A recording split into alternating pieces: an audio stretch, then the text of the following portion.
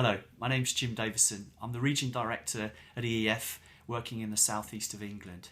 I'm a production engineer by training, and I've spent 20 years working in engineering and manufacturing business. I'm really passionate about engineering and manufacturing.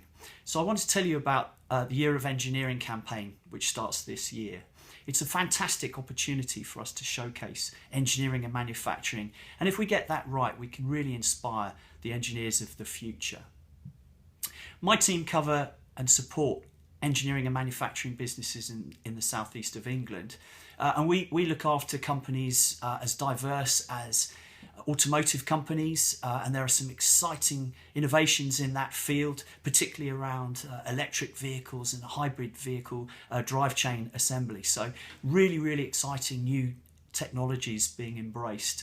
We also have lots of organisations working in the rail, aerospace, space sectors, food, drink, medical. So very wide, broad engineering and manufacturing base in the south of England.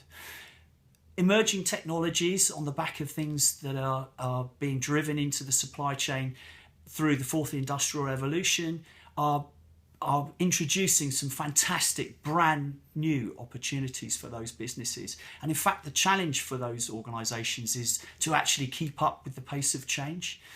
That could be really attractive to young people. The fact that the skills that those businesses require are not only just the pure manufacturing and engineering skills, but actually have that overlay of digital capabilities that are required.